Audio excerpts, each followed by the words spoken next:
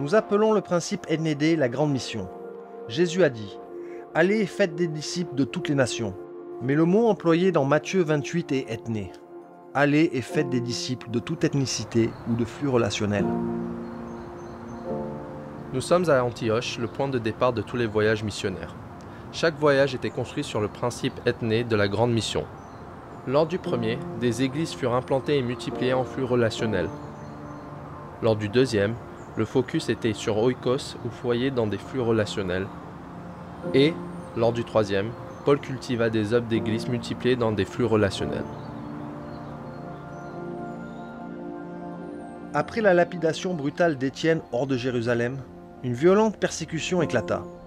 Beaucoup de juifs chrétiens s'étaient sauvés à 400 km au nord de cette ville, Antioche, une ville de 200 000 habitants à l'intersection des routes romaines entre l'Afrique, l'Europe et l'Asie.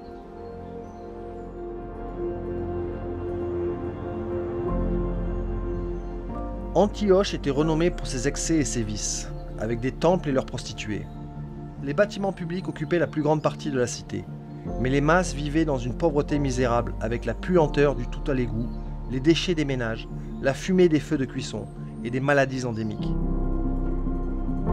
Ceux qui avaient fui Jérusalem arrivaient là comme réfugiés, s'établissant là où ils le pouvaient. Beaucoup sans doute dans les abris les plus primitifs autour de la cité. Quand on leur demandait pourquoi ils étaient venus, ils parlaient de Jésus. Et nous pouvons imaginer l'émotion, la fatigue après leur voyage, et un grand nombre de juifs et de gentils en Antioche crurent en lui. Le rapport parvint à Jérusalem et on envoya Barnabas pour les encourager. Pour lui, la diversité multiculturelle était la preuve de la grâce de Dieu. Le salut était pour tous. Barnabas introduisit Saul ou Paul dans l'équipe et Antioche se développa comme le point de départ de leur voyage. Nouveaux dirigeants, enseignants et prophètes étaient équipés. Les conseils et l'onction de l'esprit étaient recherchés.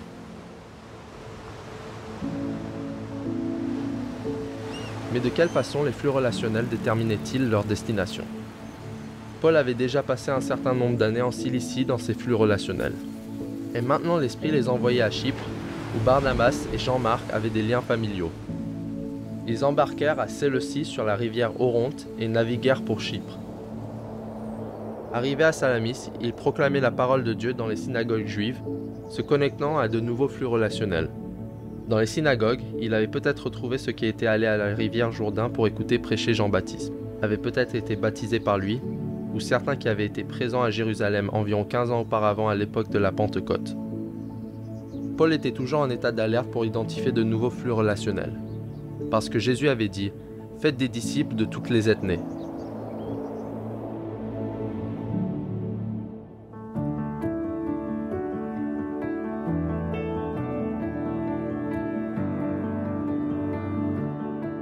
La petite bande missionnaire traversa alors l'île, partageant la bonne nouvelle de Jésus. Quand ils arrivèrent à la capitale provinciale, le nouveau Paphos, à l'ouest, le gouverneur Sergius Paulus les fit appeler. Son sorcier de la cour, un faux prophète juif, essaya de le distraire, mais il crut en Jésus. Ce qui arriva ensuite semble vraiment inhabituel. Paul, Barnabas et Jean-Marc s'en allèrent immédiatement. Ils quittèrent l'île et voguèrent vers le nord. Dans quelle mesure leur recherche des flux relationnels a-t-elle déterminé le déplacement suivant?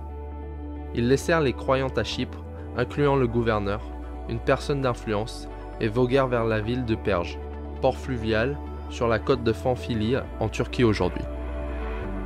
On ne nous dit pas pourquoi Jean-Marc est rentré à Jérusalem de Perge, mais le voyage à pied qu'il devait faire à travers les gorges escarpées des montagnes du Taurus, au relief accidenté, était dangereux et redoutable.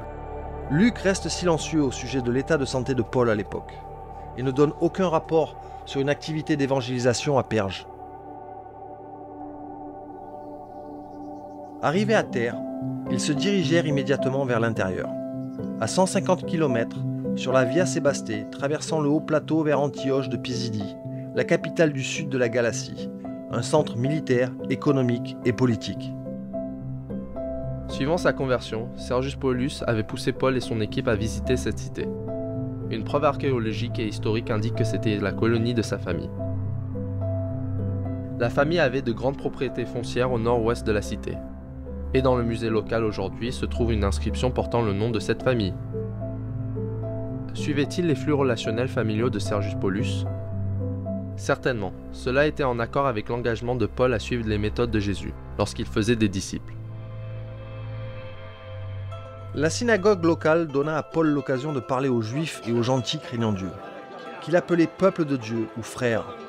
Le Shabbat suivant, presque toute la population de la ville s'assembla pour entendre la parole du Seigneur. Plusieurs milliers s'étaient peut-être rassemblés dans le quartier du Forum en face de la synagogue. Et plusieurs gentils se réjouirent et se mirent à louer la parole du Seigneur. Malheureusement, quelques Juifs incitèrent à l'opposition, et les missionnaires furent violemment expulsés de la cité. Ils se sauvèrent à Iconium, mais ils furent forcés de se sauver à Lystre, où Paul fut lapidé et laissé pour mort. Puis à Derbe, ils se mirent à y annoncer la bonne nouvelle.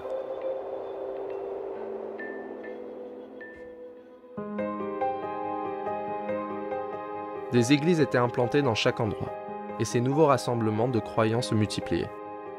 À travers ces hautes plaines de Galatie, Paul et son équipe identifiaient les personnes d'influence, suivaient leurs flux relationnels, et puis revenaient sur leurs pas à la fin de leur voyage pour engager des dirigeants locaux de la récolte. Ils rentrèrent ensuite à la cité côtière florissante de Perge pour prêcher la parole. Finalement, ils voguèrent du beau port d'Athalie, se frayant un chemin le long de la côte méditerranéenne, à l'embouchure de la rivière Oronte pour être accueillis par l'église qui les avait envoyés, à Antioche. Ils avaient une histoire à partager, et les croyants à Antioche étaient enchantés. Cependant, les croyants juifs pharisiens de Jérusalem commencèrent à s'agiter et à semer la division à travers la Galatie, accusant Paul de partager seulement la moitié de l'évangile. Ils exigeaient que tous les nouveaux hommes non juifs convertis soient circoncis pour le salut. Paul ne voulait pas de cela et écrivit pour prévenir les églises de la Galatie. Un appel pressant pour un concile à Jérusalem le soutenait.